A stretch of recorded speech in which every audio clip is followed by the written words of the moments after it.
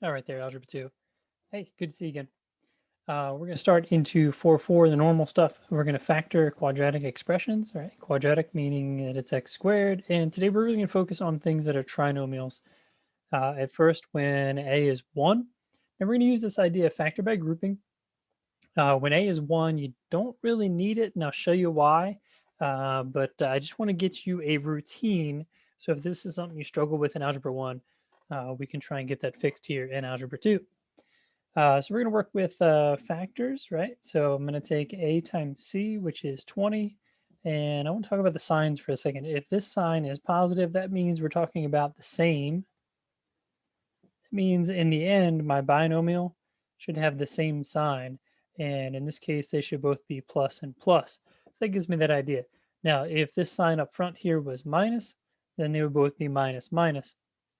But the key right now is just that if that is a plus sign, then that means the signs have to be the same.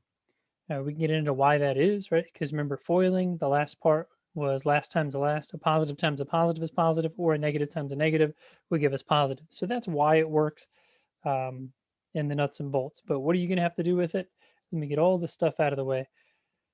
But what that also means is I want the factors of 20 that add up to give me 9, right? So factors of 20 are 1 and 20, 2 and 10, 3 doesn't work, 4 and 5, and then I get 5 and 4. So which ones add up to 9? And that's 4 and 5. Now what I'm going to do is I'm going to replace this 9x right here in the middle with 4 and 5. But what I need to do is throw an x on them. And we said they're both going to be positive. So here's what it looks like now. X squared plus 4x plus 5x plus 20. All right. And now you get to factor by grouping. And we just spent a couple days on that. So you should feel pretty good about it. So here we go. X. I get x plus 4. What's that mean? I have to get x plus 4 again. So 5 and 20 are both divisible by 5. So I get x plus 5 and x plus 4 are the factors. Now I said when a is 1, we're not going to go through all this because notice what happened. That's my answer right here.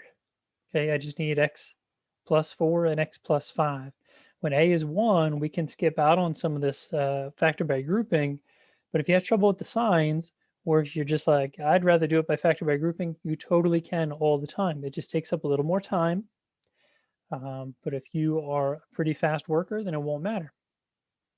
Okay, and for the most part, it doesn't matter, right? But when you go to take the SATs, right? Obviously, I'm teaching Algebra 2 class. So we talk about that a lot. If we can do something that saves you a little bit of time, we're going to do that. All right, so my sign on the end is negative. That means the sign in my answers have to be different. Okay, so I'm looking for like a x plus something and x minus something in that order or out of order. It really doesn't matter. What are the factors of 72, right? Because I got 1 times 72. So I get negative 72. I want them to subtract to give me 14. Well, dude, I don't know. Like, what are the factors of 72 anyway? 9 and 8? Um, I don't know. I'm pretty much stuck at 9 and 8. There might be what, like 6 and 12? Is that in there? 6 times 12? Yeah, 6 times 12. That would work. All right. Now, if we get stuck with something, you're like, all right, I get a couple of even ones here. So let's do this. Let me take half of 8. Right. So we've talked in class a lot about doubling and halving. So let me take half of 8. That means I'd have to double 9. That would give me to 18. And notice what just happened here is I want ones that subtract to give me 14. So 18 and 4 would subtract. Now, I also want to highlight here, I want to get positive 14. Reason being, out of these two, that means I need positive 18 and negative 4. So if I put x's on here, then this is what's going to go into my factor by grouping. So x plus 18x minus 4x minus 72. X, ooh, that's x squared. So I get x plus 18. I need x plus 18, and we talked about this in our factor by grouping. So I need a sign changer, and 4 divided by 1 is 4. So I'm hoping 72 divided by 18 is 4, because then it's going to work out. Right, so we get 40 and 32. Yeah, it works out. So x minus 4 and x plus 18. Now again, that's the whole factor by grouping. But when a is 1, notice what we have. I could have used x plus 18 and x minus 4. It helps me identify those signs and what we're doing. Okay, so doubling and halving, if you get stuck on just one set of factors, double, halve, do whatever you need to so we can get those together. All right, the next one, notice we have one big change here. So what I'm going to do is I'm going to divide all of it by a -1 because I like this first sign. I don't know why I highlighted that one. I like this first sign to be positive. So x squared minus 13x plus 12. This becomes a whole lot easier. So what are my factors? I'm going to continue to write a 1 in here and draw this arc. So what are my factors of 12 that add up to 13? Okay. Now, I get a lot of students that skip over probably the easiest one here, which is 1 and 12. But in this case, that's what we want it to be, right? So if you're like 2 and 6 doesn't work and 3 and 4 doesn't work, you're like, can somebody help me? Remember, 1 is always an option as well. 1 and 12, that gives me that. All right. So we talked about this is plus. That means the signs have to be the same. In this case, they're both going to be negative. So x minus 1 and x minus 12. See how much nicer and faster that is? Now, that's only going to be when a is 1. Otherwise, I'm about to show you what happens when it's not 1, that we do have to factor by grouping. But if it's 1 or -1, right? -1, we're going to change to 1 anyway. But if it's 1, then we're going to go ahead and fix that. So let's try these three. I'm going to try and do these without going through factor by grouping because at this point, hopefully you got that. So maybe we can do without. So signs are the same. They're both positive. So I need x plus and x plus. The factors of 40 that add up to 14. 40 that add up to 14. 2 and 20 is not going to work. I'm going to double the 2 to 4. So I'm going to take half of the 20 to 10. So doubling and halving. So 4 and 10 definitely works. And let me change pen colors because these would be pretty close to each other. X signs are the same, both negative, x minus, 30 that adds up to 11, right? We've already taken care of the sign, so I want 30 that adds up to 11. Now, I'll be honest with you, 30 is one of those numbers that absolutely terrifies me as a teacher because there's a couple of different ways to get 11. So knowing that I have to add up to it, because what might some students say is I'm going to get, 15 and 2. Well, that would only give me 13, so whew, we dodged the bullet there. What about 10 and 3? That doesn't do it. Um, well, I don't want to go to 30 and 1, so that's my double and half there. So let's double and half here. So 5 and 6, and you guys were saying that. You're like screaming this hours ago. You just write down 5 and 6, wouldn't you? And you're right, 5 and 6. All right, now how do I check these? I kind of skipped over that part. Remember, we can FOIL.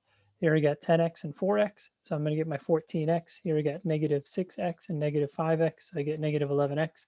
What if you flip-flop them when you write them? That's fine, right? Thanks to the commutative property, it really doesn't matter. All right, let's slide this one over.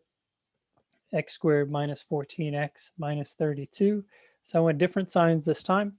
So here's the only deal is I want to leave out everything to do with this sign-wise until I get done with it. So 32, 4 and 8.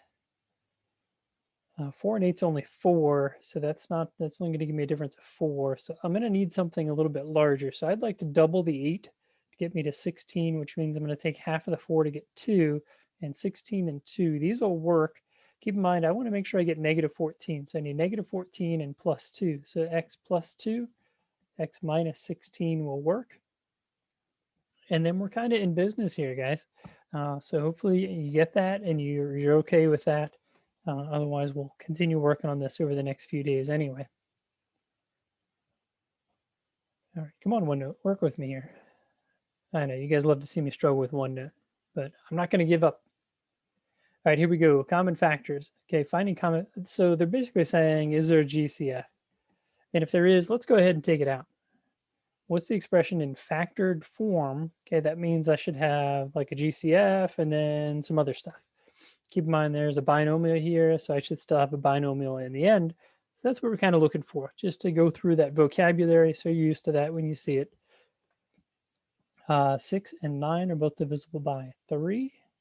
N squared and n, they both have an n, so let's go with 2n plus 3. Okay, so if the question was only about a GCF, I'd say 3n. If it says to factor it, then this is what we have factored. How do I check it? Well, distribute it. Do you get what we started with? Of course I do. You heard? That's how I do around here. Solving problems, not causing them. What am I even supposed to do? Finding common factors. So they're just saying, you know what, look out for extra stuff. So even though this looks like the other one, and we're trying to do some other stuff like 4, 20, and 56, let's divide this by 4 and make this a little bit easier. So x squared minus 5x minus, it's going to go what, one time here, and that means 16, 4. Oh, look at that. That's pretty nice, right? Oh, we're pretty okay with that. Yeah, that's nice. You know what? It's so nice. Are there factors of 14 that subtract to give you 5? 1 and 14, 2 and 7. Bingo. Okay. So dealing with just 14 down. Isn't that a lot nicer than doing 4 times 56 and finding out what subtracts to give me 20? Okay, so that's the key, right? As we start working on these, the first thing you're always going to look for is the greatest common factor. I know we didn't do that in factor by grouping, but that's because, there was already a process involved here. So I need 4. All right, let's see. What do the signs have to be? I want -5, so I need -7 and +2 because the signs have to be different. X plus 2, x minus 7. So that is the factored form. Pretty good, right? Yeah, it is. Be making that up. All right. Now I've been drawing this arch on it the whole time, and I haven't had to use it until now because now A is not 1 anymore. And you're like, what? A is not 1 anymore? Sorry, getting a little thirsty there. All right, so what's 2 times 12? Thank you. It is 24. Are there factors of 24 that add up to 11? Yeah. Well, what are they? 8 and 3. Okay, could I use 3 and 8? Sure. Does it matter? Absolutely not. Okay. All right, so what that means is signs are the same. 3 and 8, they add up to 11, and they both have to be positive. So this is what we're going to put in the middle. Here we go, 2x squared. And you're like, wait, couldn't I skip this? I can't skip this anymore because a is not 1 anymore. So let's fill it in. Let's factor by grouping. First 2, second 2, and then we're going to get this whole thing factored out. This is why we did all that practice. So first 2, all they have is an x. So I need 2x plus 3. We'll leave a little space. 2x plus 3. 8 divided by 2 is 4, so plus 4. 12 divided by 3 is 4. All right, so it looks like x plus 4 times 2x plus 3. How can I check it? If I FOIL this back together, right, so I know I'm going to get 2x squared, then I'm going to get 3x and 8x, that's 11x, and I could check this one here to get 12. So it checks out super duper awesome. And that's exactly how this works, guys.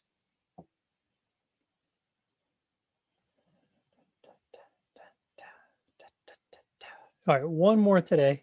You're doing such a good job. I know you really wanted to take a break, but here we are. All right, so 4 times 3 is 12. Now, some students like to say it's -12, and it helps them remember that my signs should be opposite, and I'm okay with that. Otherwise, if you just want to fill in your signs afterwards, I'm okay with that as well. Just remember you are trying to subtract to get 4. So while I was blabbering on about that, you said 6 and 2. Now I want to get -4, so I need -6 and +2, right? Because this conglomeration here, this gives me -4, correct? So that's what we're after. 4x squared minus 6x plus 2x and minus 3, right? So we're just filling this stuff in.